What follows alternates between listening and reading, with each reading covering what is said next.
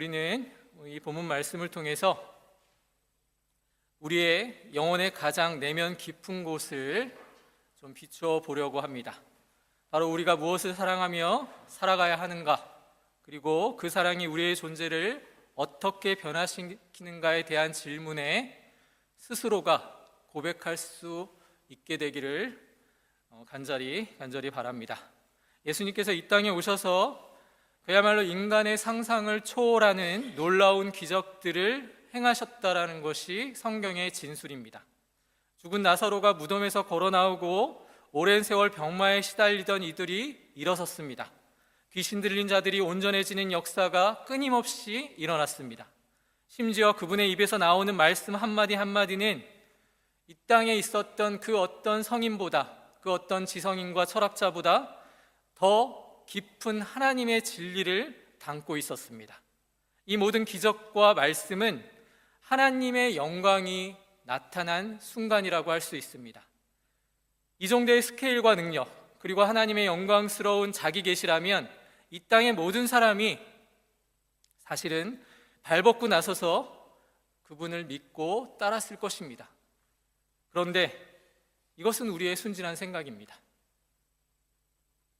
하나님께서 이 땅에 오셔서 하나님의 하나님 되심을 증명했습니다.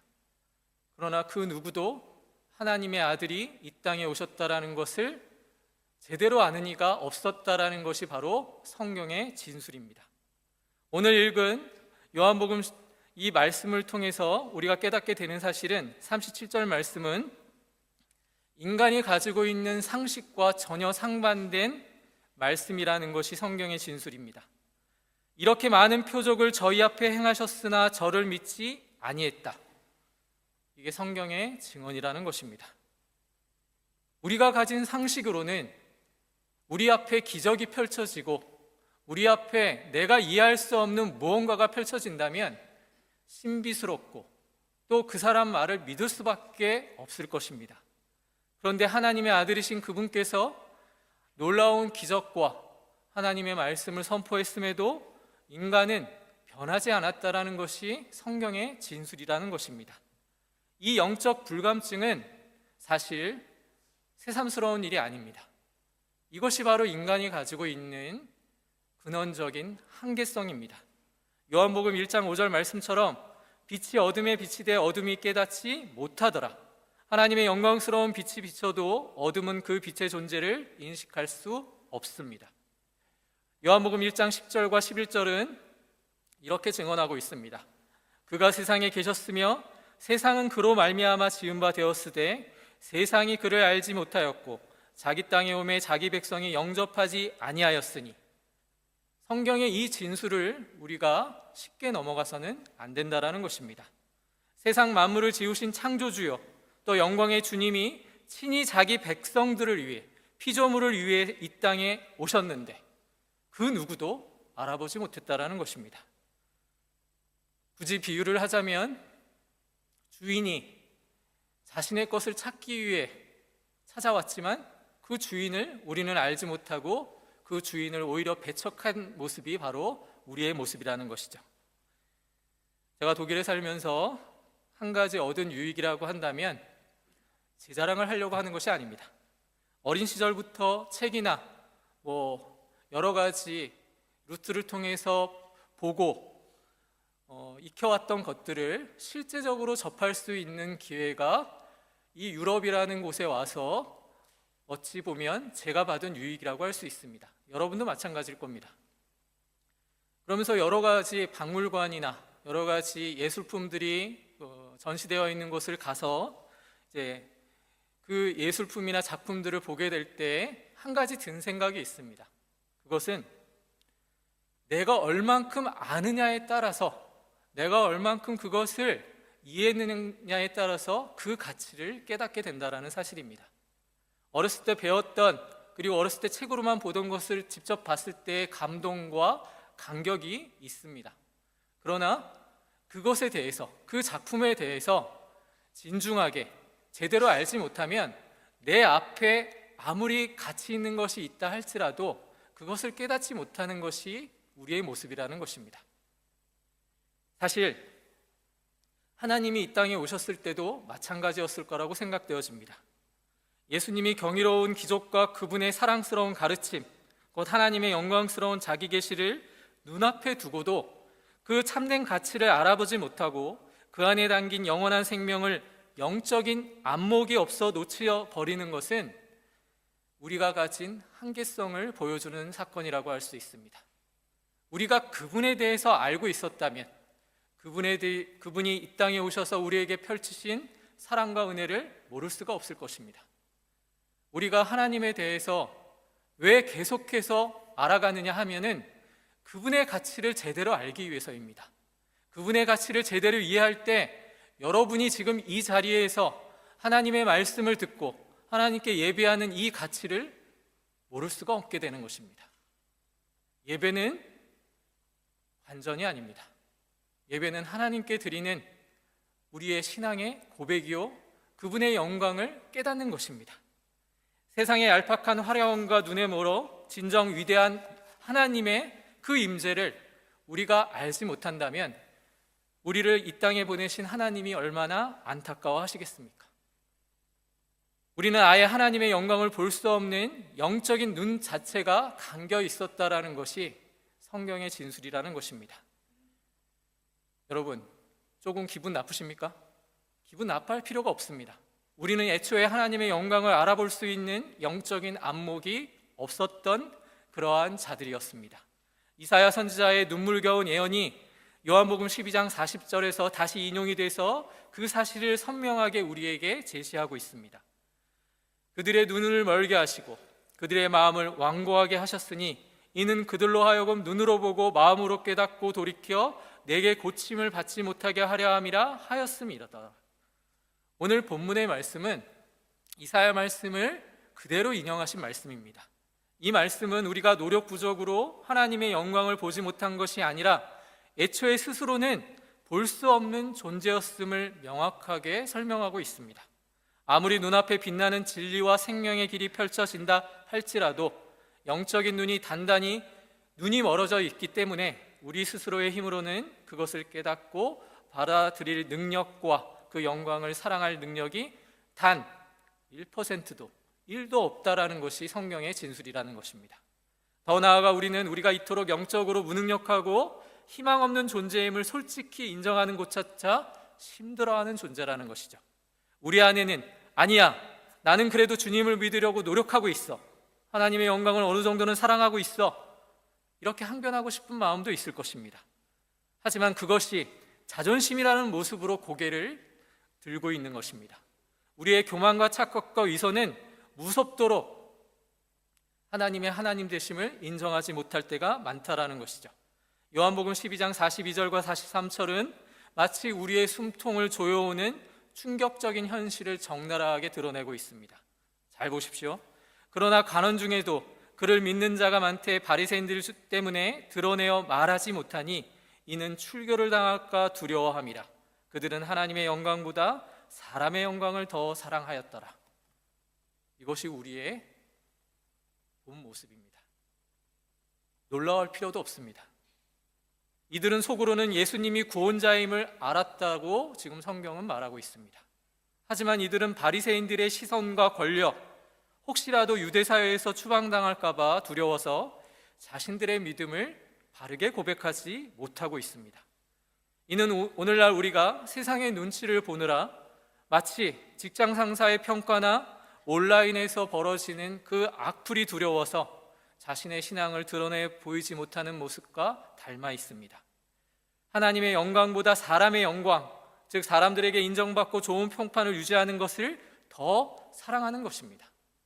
신앙생활은 사람에게도 인정받고 하나님에게도 인정받는 이 두 가지 길이 애초에 불가능합니다.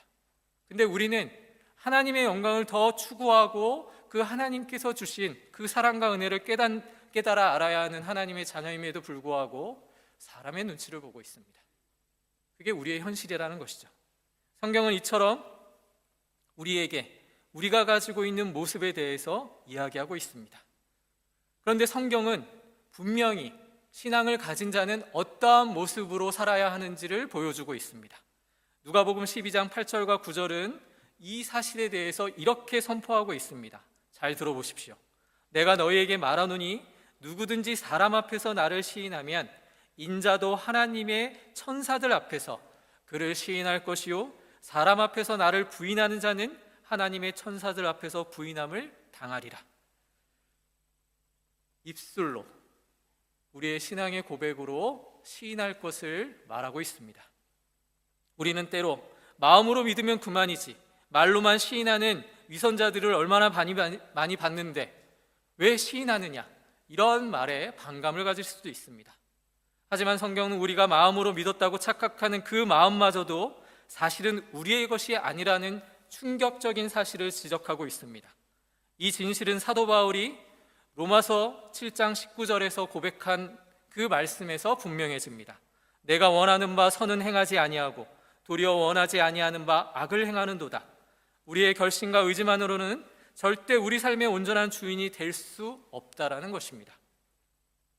우리가 내가 주인이다 라고 착각하는 그 자리에 우리 안에는 죄가 교묘하게 자리를 잡고 있다라는 사실과 우리는 사실 스스로는 끊을 수 없는 죄의 사슬에 묶여 있을 수밖에 없는 존재임을 말하고 있습니다.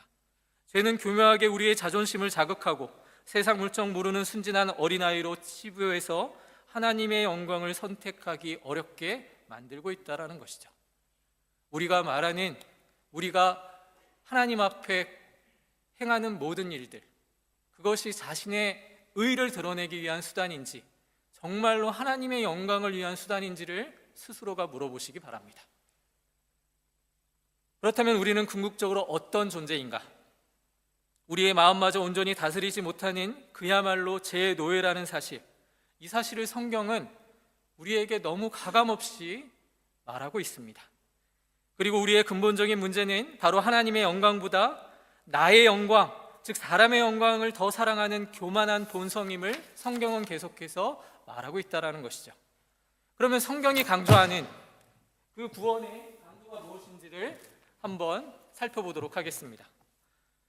성경이, 하나님의 말씀이 여러분들에게 무엇을 요구하시는지를 믿음의 눈으로 그리고 믿음의 생각으로 오늘 정리해 보시기를 바랍니다. 성경은요, 우리를 어떤 얄팍한 설득이나 애매모호한 납득 혹은 잠시의 감정적인 공감으로 얻어지는 그 항복은 아무런 소용이 없다라는 것을 분명히 보여주고 있습니다.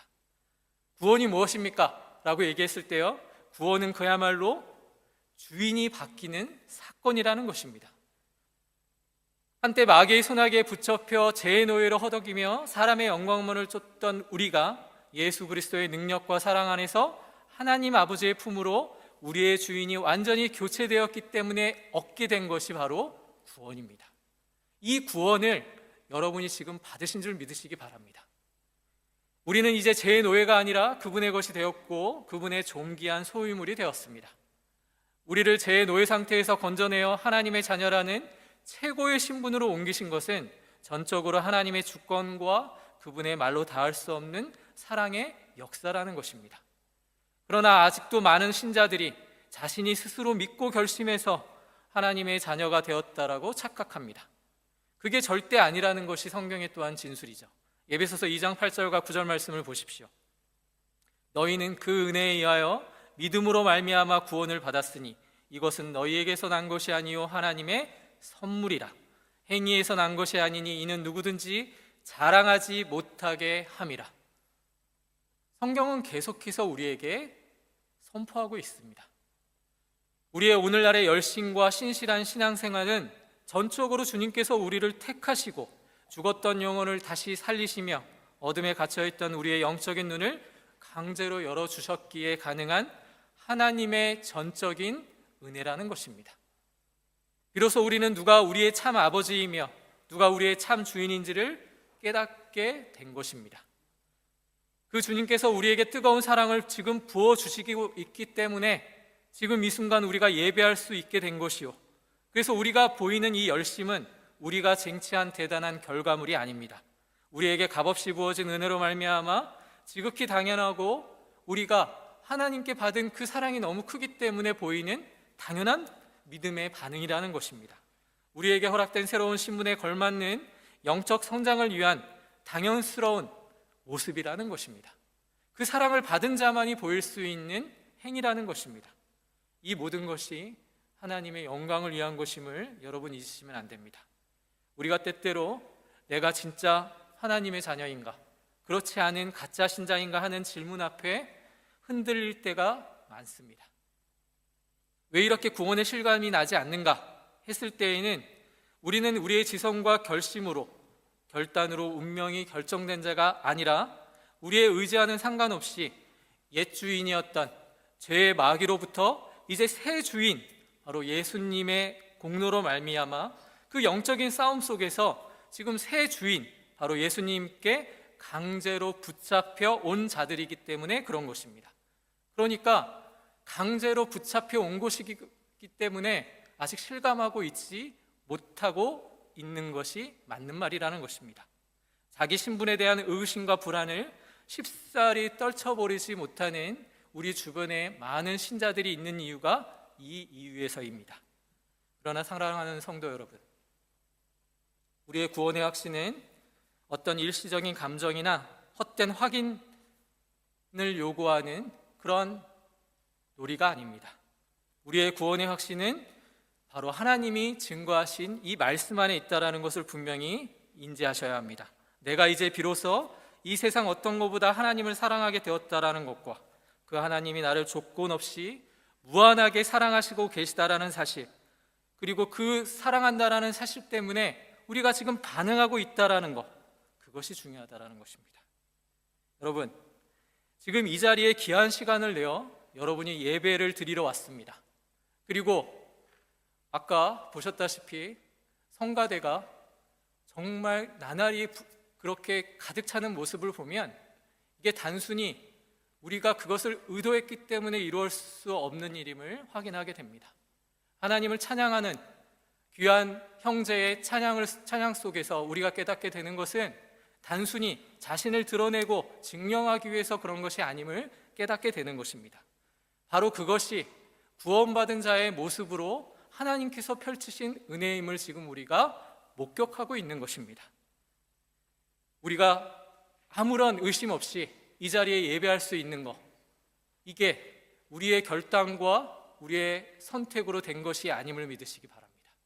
하나님이 여러분에게 허락하신 은혜이기 때문에 지금 이 순간, 하나님께 예배하는 이 순간을 우리가 하나님의 임재 가운데 함께하고 있는 것입니다. 그래서 여러분, 우리를 끊임없이 혼동시키는 그 마귀의 강교한 전략에 빠지지 않을 수 있도록 말씀으로 무장하시기를 권면드립니다. 하나님의 자녀임에도 불구하고 우리는 마귀에 대해서, 우리를 시험에 빠뜨리는 그 존재에 대해서 잘 인지하고 못할 때가 많습니다. 우리는 믿음을 가지고 감히 네가 나를 하나님의 사람으로부터 멀어지게 하는가, 그러한 단호한 결단이 있어야 한다는 것입니다. 마귀는요, 내가 마귀다, 그렇게 나타나서 우리를 시험하지 않습니다. 하나님께로 오는 자리를 아주 그럴듯하게 포장해서 다른 것으로 자꾸만 바꾸려고 하는 것이 마귀의 계계입니다. 예배드리러 오는 그 순간에 시험을 주는 것이 마귀의 모습이라는 것이죠. 제가 이렇게까지 이야기하는 이유가 뭡니까? 우리는 늘 그러한 시험 속에 있는 자들입니다. 마귀는 계속해서 우리가 이 예배를 드리는 이 순간에도 자꾸만 다른 생각을 하게 만듭니다. 그런데 잘 생각해 보십시오. 마귀는 넌 오늘도 지금 딴 생각을 지금 하고 있잖아. 너 예배 시간에 늘 세상 근심 걱정으로 머리가 복잡해졌잖아. 지금 네가 예배 드릴 때가 아니야. 빨리 가서 공부를 하든지 빨리 가서 무엇인가 하든지, 자꾸만 이러한 마음들을 주는 것이 바로 마귀가 우리를 시험하는 방법이라는 것입니다. 그리고 나아가 네가 하나님의 자녀라고? 아니야, 너는 절대 그럴 수 없어. 그렇게 자꾸만 불안한 생각과 마음들을 주는 것이 바로 마귀가 우리에게 보이는 모습이라는 것입니다. 하나님의 영광을 가리는 내까짓 게 뭔데, 이러한 마음을 듣는 것 자체가 마귀의 속임수라는 것을 인지하셔야 합니다. 그럴 때 여러분은 단호하게 예수님이 말씀하셨던 것처럼 사탄아 물러가라. 나는 오늘도 주님께 나아가 무릎 꿇고 예배를 드린다. 내가 하나님의 자녀됨을 의심케 하고 낙심하게 하는 자, 너는 내 뒤에 물러가라. 그렇게 선포할 수 있는 여러분이 되시기를 바랍니다. 나의 주인은 이제 예수 그리스도시요, 나의 삶의 목적은 오직 하나님의 영광을 사랑하고 드러내는 것이다. 이것을 선포하는 것입니다. 우리는 모두 주님의 말로 다할 수 없는 은혜와 사랑의 기적으로 불러내어 새로운 피조물로 바뀐 존재라는 것입니다. 이제 우리는 이전과는 완전히 다른 새로운 사람들입니다. 이 구원이 우리의 공로가 아니라 전적인 하나님의 은혜요 선물임을 고백할 수 있게 된 것, 이것이 바로 하나님이 주신 은혜임을 믿으시기 바랍니다. 여러분, 우리는 더 이상 제 종이 아닙니다. 우리는 하나님의 자녀입니다. 우리의 신분은 예수 그리스도의 보혈로 말미암아 완벽하게 바뀌었습니다. 더 이상 내가 진짜 신자인가 아닌가 의심할 필요가 없다라는 것입니다. 무력하게 그것에 빠져 시간 낭비하지 마시고 예수님께서 우리에게 주시는 마음대로 움직여 보시기를 부탁을 드립니다. 결론적으로 우리는 하나님의 영광을 더 사랑하는 삶으로 나아가야만 합니다. 우리의 영적인 눈이 멀고 마음이 완고하여 사람의 영광만을 쫓던 죄인들의 모습에서 이제는 우리는 벗어났습니다. 하나님께서는 당신의 아들을 보내어 우리를 건져내어 주셨다라고 성경은 분명히 우리에게 알려주었습니다. 우리의 주인이 바뀌었고 우리의 삶의 방향 또한 바뀌었습니다. 구원받은 하나님의 자녀로서 우리의 존재 목적은 오직 하나님의 영광을 사랑하고 그 영광을 세상에 드러내는 것입니다. 그 영광을 드러내는 모습을 너무 드라마틱하게 생각하지 마십시오. 여러분이 신앙을 지키고 여러분이 믿음을 가지면서 사소한 일 하나하나에 감사하며 하나님이 나를 바뀌신 그 신분을 자각하는 것이 바로 우리가 하나님의 영광을 위한 것임을 믿으시기 바랍니다. 그래서 여러분, 지금부터는 구원의 확신에 대해서 내가 정말 구원받았나? 아닌가? 불안해하지 마십시오. 하나님, 제가 주님 앞에서 이 받은 놀라운 구원의 은혜가 제 삶 속에서 어떻게 아름답게 드러날 수 있는지 그것을 가지고 기도해 주십시오. 제가 받은 이 귀한 생명으로 과연 무엇을 위해 어떻게 살아가며 하나님의 영광을 더 사랑할 수 있을까? 이것을 고민하기를 부탁을 드립니다. 그러고 이렇게 기도해 주셨으면 좋겠습니다. 하나님 아버지, 제가 알지 못할 때라도 말할 수 없는 탄식으로 저를 위해 기도하는 그 하나님의 기도를 믿게 하여 주십시오. 여러분의 기도가 그랬으면 좋겠습니다. 우리가 기도하지 않을 때에도 하나님은 말할 수 없는 탄식으로 먼저 기도하고 계신다라는 사실을 믿으시기 바랍니다.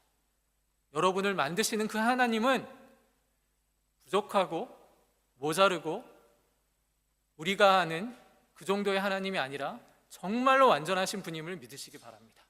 그 하나님이 여러분들의 인생을 지금 바꿔가고 있다는 것을 여러분이 아셔야만 합니다. 우리의 삶의 모든 영역에서 하나님의 영광을 사랑하게 되면, 그것을 추구하게 되면 하나님이 여러분을 하나님의 아름다운 자녀로 세워주실 것을 믿으시기 바랍니다. 새 사람으로 주님 안에서 참된 자유와 참된 하나님의 사랑을 누리시면서 새로운 한 주를, 우리에게 허락되어 있는 이 삶을 누리시기 바랍니다. 이것이 하나님을 믿는 자의 자부심이요 긍지입니다. 이 자리에 계시는 여러분은 하나님의 자녀라는 것을 믿으시기 바랍니다. 다 같이 기도하겠습니다.